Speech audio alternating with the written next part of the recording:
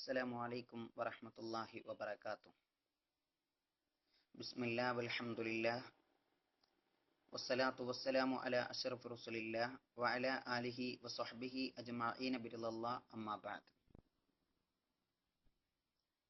ഒരു തുള്ളി വെളിച്ചത്തിന്റെ ബഹുവന്യരായ ശ്രോതാക്കളെ, സഹോദരങ്ങളെ,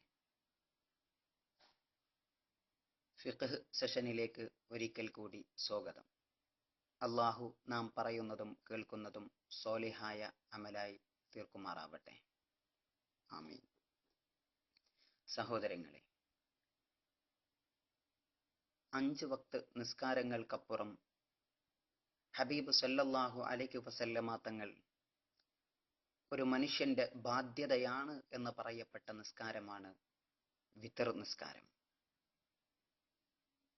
റവാത്തിബ് നിസ്കാരത്തേക്കാൾ പുണ്യമുള്ളതും ഫലത്തിൽ ശ്രേഷ്ഠമുള്ളതുമായ നിസ്കാരമാണ് വിത്ർ നിസ്കാരം എന്ന് ഹദീസിന്റെ വെളിച്ചത്തിൽ നമുക്ക് സമർത്ഥിക്കാൻ കഴിയുന്നു.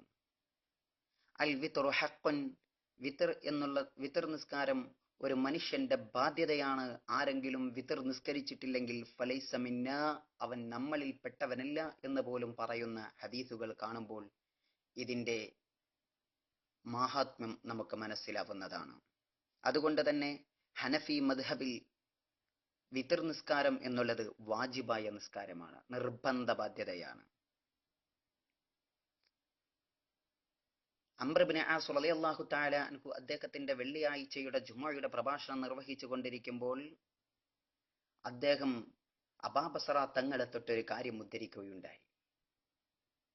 അബൂബസറ റളിയല്ലാഹു തആല അൻഹു എന്നോട് പറഞ്ഞു, നബി സല്ലല്ലാഹു അലൈഹി വസല്ലമ പറയുന്നത് അദ്ദേഹം ശ്രവിച്ചിട്ടുണ്ട്. എന്നിട്ട് ഹദീസിനെ വിശദീകരിക്കുകയാണ്. ഇന്നല്ലാഹ സാദകും സ്വലാത്ത വഹിയൽ വിത്ർ ഫസല്ലൂഹാ ഫീമാ ബൈന സ്വലാത്തിൽ ഇശാ ഇലാ സ്വലാത്തിൽ ഫജ്ർ.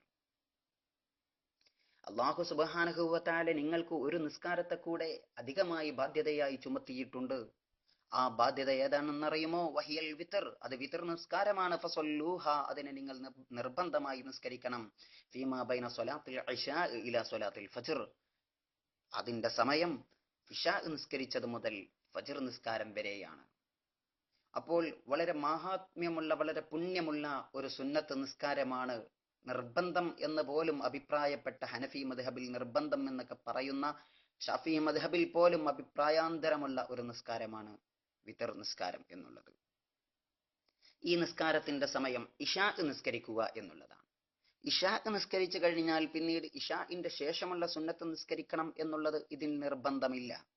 ഇശാ നിസ്കാരം കഴിഞ്ഞാൽ തറാവീഹിന്റെ സമയം എപ്പോഴാണോ കിടക്കുന്നത് അതുപോലെയാണ്.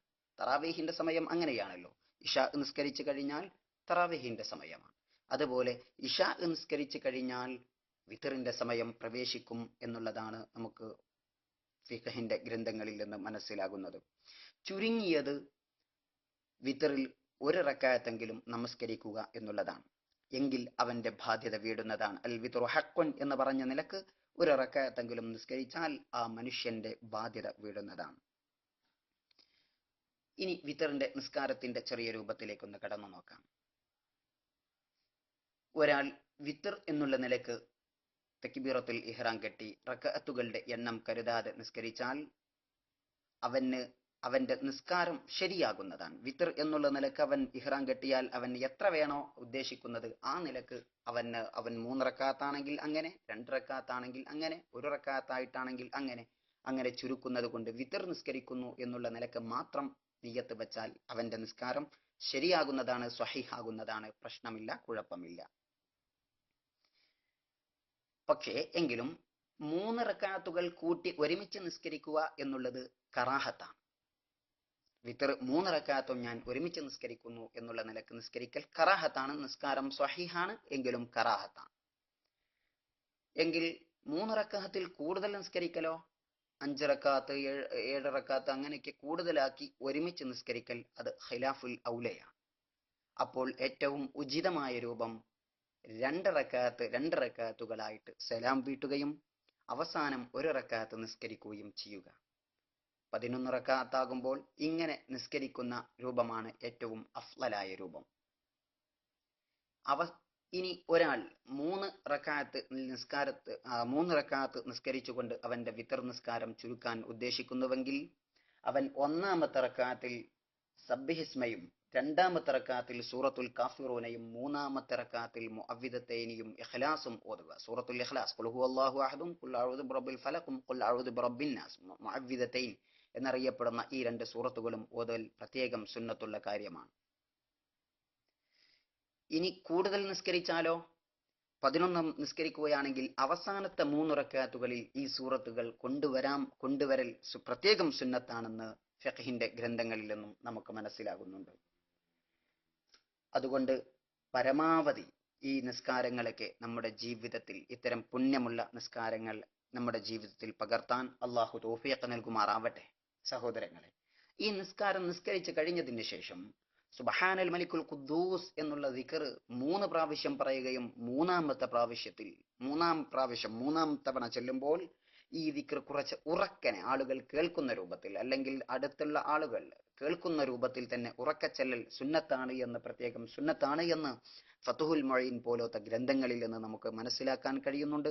പരമാവധി ഖൈറിനെ നമ്മുടെ ജീവിതത്തിൽ പകർത്താൻ അള്ളാഹു തൗഫീഖ് നൽകുമാറാവട്ടെ എന്ന് പ്രാർത്ഥിച്ചുകൊണ്ട് ഒരു തുള്ളി വെളിച്ചത്തിന്റെ ശ്രോതാക്കൾക്ക് നന്ദി അറിയിച്ചുകൊണ്ട് ഞാൻ അവസാനിപ്പിക്കുന്നു. വആഖിറു ദഅവാന അനിൽ ഹംദുലില്ലാഹി റബ്ബിൽ ആലമീൻ. വസ്സലാമു അലൈക്കും വറഹ്മത്തുള്ളാഹി വബറകാതുഹു.